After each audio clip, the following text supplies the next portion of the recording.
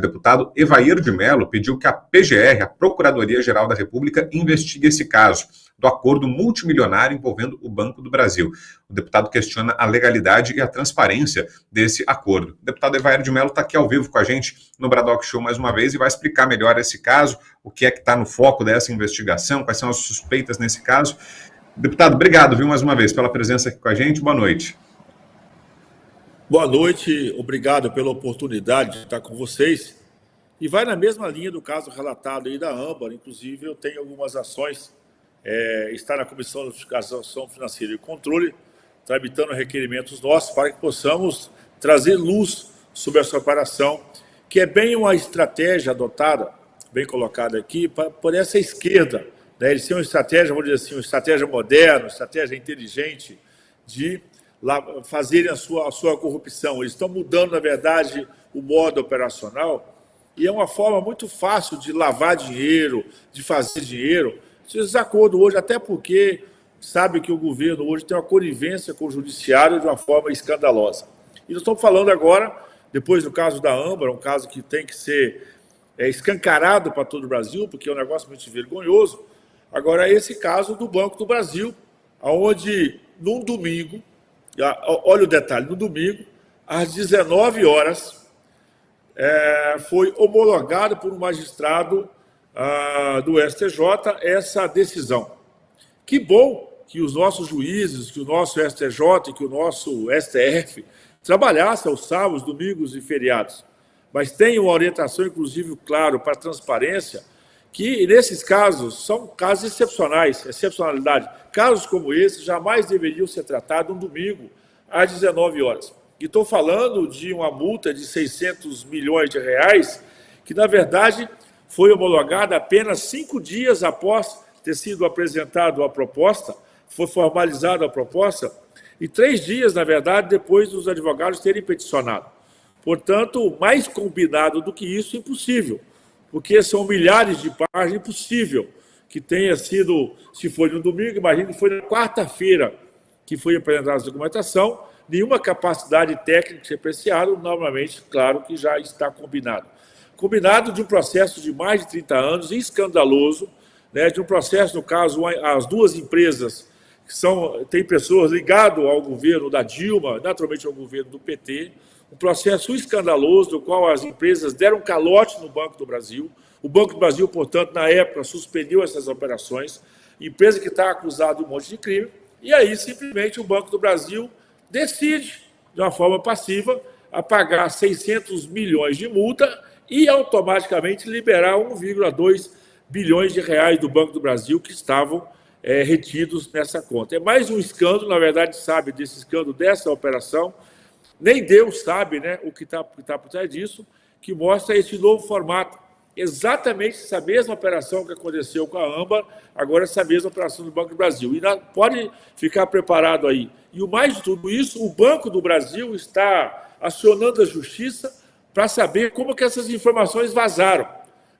É dinheiro público, do banco público, e tem o Banco do Brasil, ao ser questionado, diz que vai acionar a Polícia Federal para saber como que vazaram essas informações, se tudo isso estava sendo tratado de uma forma sigilosa. É mais um escândalo comprovado, com o aval desse governo, e com certeza aí eles estão mantendo o nível e o perfil e a decisão. É claro, tem corrupção envolvida, tem informação privilegiada envolvida, tem conivência envolvida, que é mais um escândalo dessa nuvem de gafanhoto que, na verdade, mais querem se apropriar com a indecência, infelizmente, de grandes empresas. Disse muito bem aqui, o governo parece que gosta tanto de pobre que quer fazer mais e, naturalmente, parece cedido, ou se realmente ter cedido à pressão desses gafanhotos que, historicamente, aprenderam a se apropriar da máquina brasileira. Deputado, a pergunta agora é da Fabiana Barroso. Diga lá, Fabi. Olha, sinceramente, deputado, eu não sei se eu te pergunto ou se eu choro, porque essa constatação da nossa realidade está dureza. É verdade, o STJ decidir isso com tamanha agilidade é um escândalo. E vamos lembrar aqui, deputado, só para deixar bem registrado, que nós temos algo inédito. 5 ministros do Supremo Tribunal Federal não sairão em recesso do judiciário. Olha que milagre, deputado, o pessoal está gostando de trabalhar, né? Tem um deles, que por acaso é o presidente do Supremo, está lá na China, fazendo uma visitinha, fez para o Supremo lá da China, não sabemos o motivo, e estava visitando a Dilma hoje, no dia de hoje.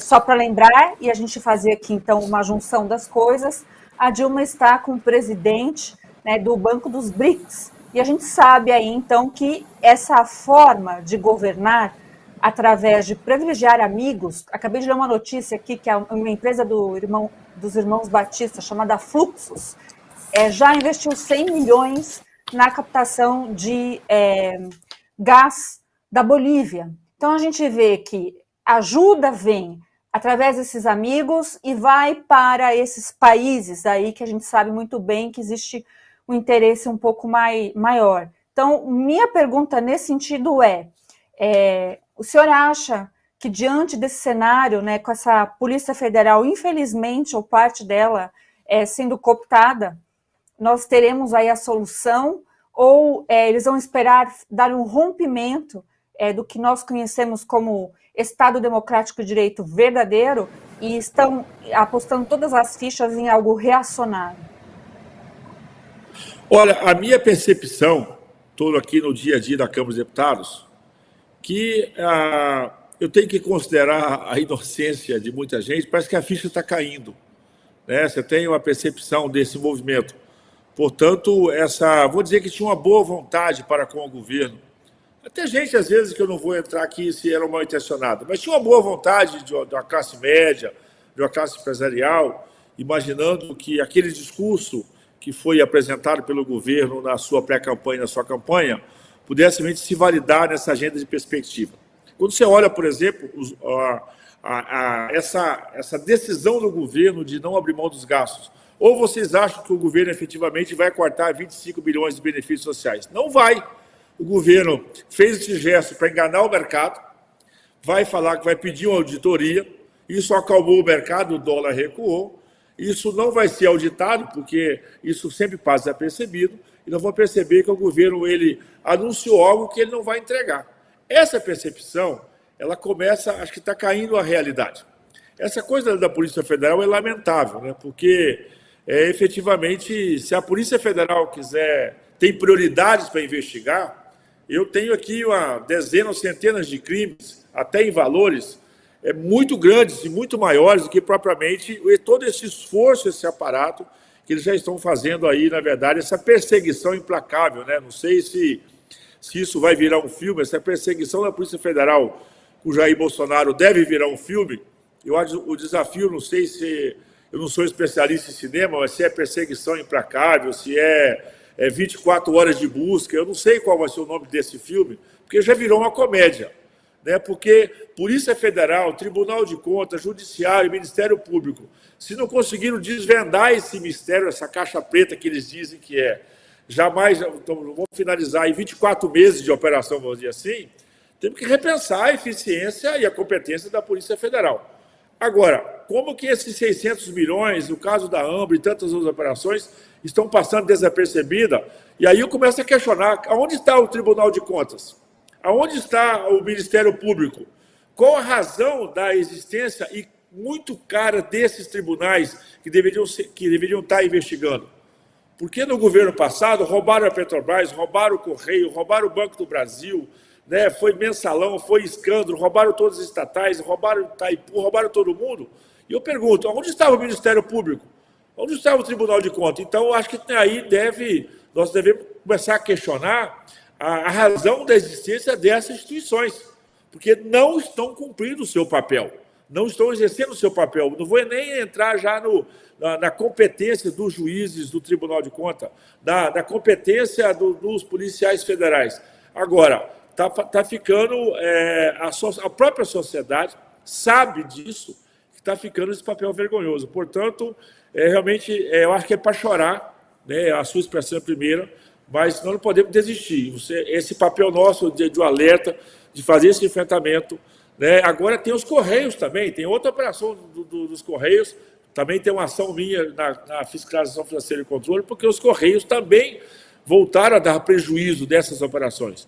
Portanto, aquilo que era, vou dizer assim, o roubo que era digital do governo Lula e do governo Dilma passada, hoje parece que era analógico, desculpa, né? Hoje parece que é uma forma digitalizada, é uma forma moderna. Estão usando aí a inteligência artificial. Mas o nosso papel é continuar de pé, fiscalizando, denunciando, mantendo firme, porque em algum momento a gente espera que realmente alguma coisa efetiva, porque com tudo isso, a piora da economia. O que derruba o governo, o que estabiliza o governo é a economia.